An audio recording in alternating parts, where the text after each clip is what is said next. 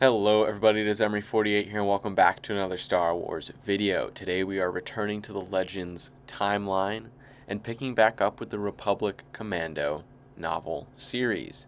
The third installment is True Colors, and the Republic Commando series is written by Karen Travis. This is in 21 BBY Prologue, 470 days after the Battle of Geonosis. On Magito, Val and Delta Squad rob a bank of the Val family deposit box, as well as other deposit boxes, to mask the true intent. He is gaining credits, jewels, precious metals, antiques, industrial secrets, and blackmail material. Chapter 1. Cal tells the Nulls to be ready because things are not adding up in this war. Omega Squad is with a Republic fleet on the core conveyor on the way to Imperial. Omega Squad is preparing to drop using winged jetpacks. They are deploying to Iat, a city on Gaftakar, to help the Null Arc Aiden train the Gaftakari rebels, which will hopefully lead to the government being overthrown. Omega landed and met up with Aiden and some of the rebels. Kylura is at the deadline for the withdrawal of human colonists, which was part of the deal made in the first Republic Commando book, but only acted on after threat of possible invasion by the shape-shifting Gurlanins. Etain gave the last 2,000 farmers still on Kylura 3 more days to get ready to leave. The Gurlanins gave them a silent threat announcing what would happen to the farmers if they stayed behind. Val and Delta Squad had to fight their way out of the bank. Once outside, Val fell into an ice tunnel, ordering Delta Squad to leave him and survive, just like he trained them to survive. Chapter 2. Dr. Burra Vajarij of the Imperial Institute of Military Medicine determined that clones did not age at exactly double the rate. A clone that was 24 could show aging signs from anywhere between 34 to 65 years. So that was obviously a medical report post-war. Miriel met with Bethany Wenin. She is going to look into Republic budget and spending, specifically their past and future planned payments to Kamino. 471 days after the Battle of Geonosis. Cal Skirata and Ordo are on Agamar buying a hybrid spaceship and submarine to help in the hunt for Kaminoan scientist Kosai. Delta Squad got to the extraction point and was reunited with their ship. They called Skirata to retrieve Val, who was still left behind on Magito.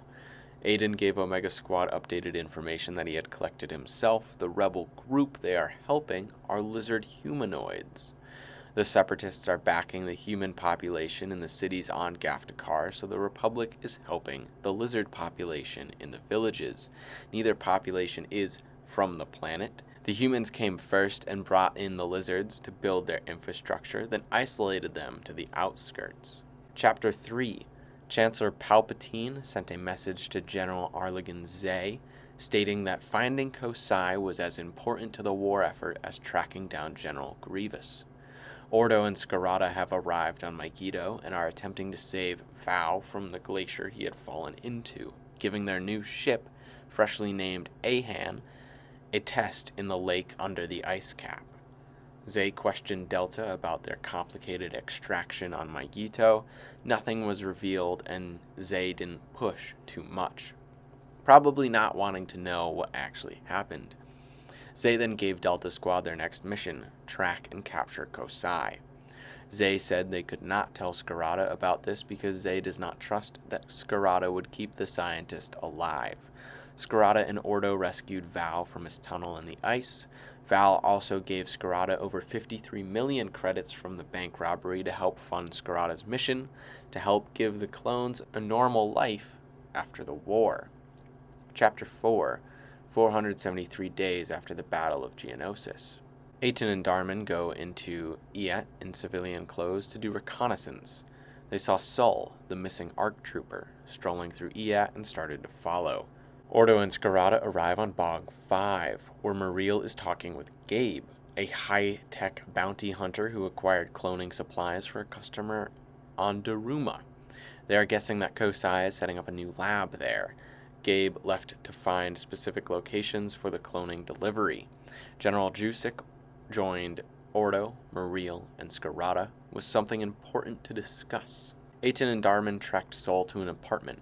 After a brutal fight, Aten and Darman restrained Sol. Sol thought they had been sent to kill him, and told Darman and Aten that they were also dead men. Chapter 5. A contingency plan has been put in place, appointing control of the Grand Army of the Republic to the Vice Chair of the Senate if anything were to happen to the Supreme Commander, which is the Chancellor. The farmers on Kylura did not come to the evacuation point. The Gurlanins leaked troop movements to the Separatists, leading to 10,500 clone troopers being killed. General Zay has ordered Etain to get the farmers off Kylura. Lethal force has been approved. Etain led the clones in a battle, arresting farmers that they could. Bessany could not find payments for the clones or the fleet anywhere in the Republic's budget. She did find what she suspects is how the Republic is funding clone healing, in a bill allowing non-military cloning for only medical use, something the Republic is putting trillions of credits into. For scale, the Republic annual budget can reach the quintillions. Jusik informs Scarada of Delta Squad's mission to find Kosai. Jusik also spoiled to Muriel and Vow that Etain is pregnant. Muriel, Ordo, Scarada, and Vow discuss the information they received from Bessany.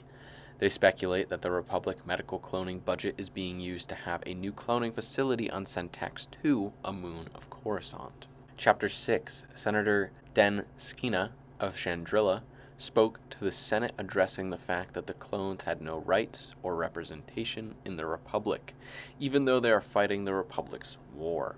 Darman and Aten returned Sol to the camp where Aiden interrogated Sol.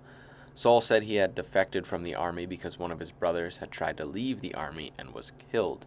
He realized that once the clones were of no use to the Republic, they would be killed, so he wanted out. Aiden decided to let him go, but told him he had to get off planet and stay out of the way of clone missions. Aiden is setting up a transport for Sol and gave him some credits to start over on another planet. Aiden is reporting that they found Sol dead and the body was too decomposed to determine a cause of death. Niner is not very happy about the decision, but reluctantly let it happen. Niner and Darman discuss not leaving the army, not for the Republic, but because it would mean abandoning their brothers. 476 days after the Battle of Geonosis. After 3 days, the clones have captured 500 farmers. There were farmers killed and still more on the loose. The clones had pinned another group of farmers. Etain offered the farmers to surrender, which they seemed to do. However, this was a trap, killing multiple clones. This sent Etain into a fury. She ordered the clones to return to firing on the farmers. Etain even charged through a minefield. There were many wounded clones, and the Gurlanins helped clear the wounded off the battlefield. Etain's commander, Levitt, told her she was wounded because she was bleeding. She realized she was hemorrhaging and thought she was losing the baby. The search for Kosai has brought Delta Squad to the Nar-Hej shipping company located on Napdu, the fourth moon of Dasucha, which is in Hut space. Delta stole some information that could lead to Kosai's location. It seems like she keeps bouncing around ocean planets. Once they got back in their transport, they were followed at and shot at.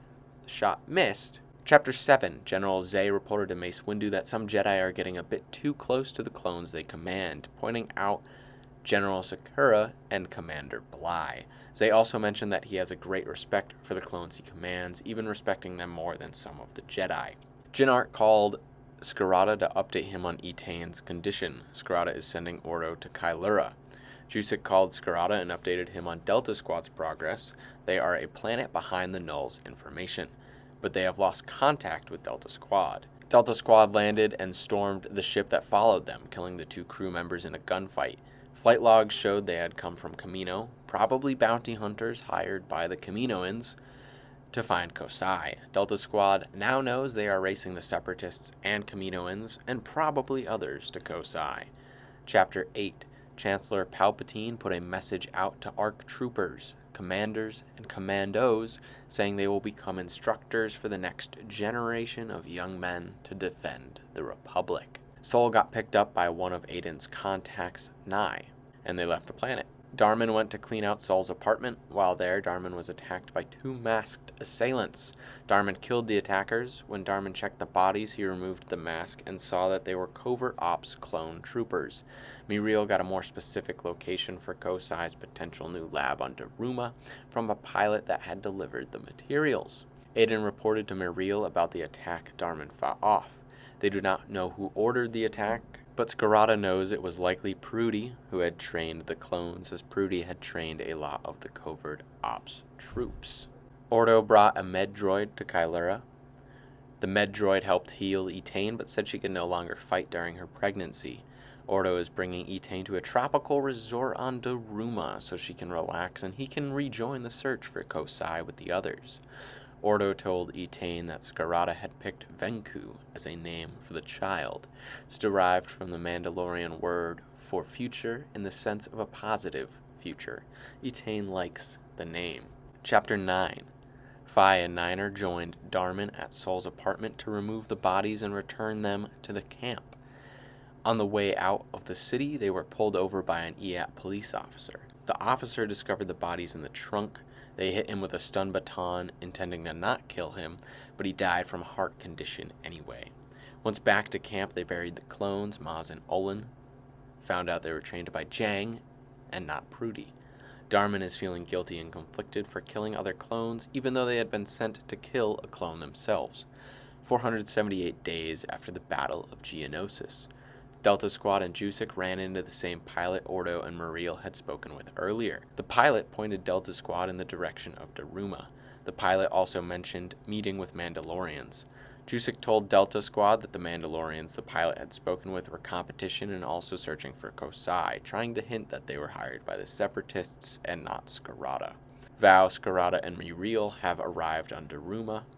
Val and Scarada have been getting along much better, even well at times, since the robbery and rescue mission on Maigito.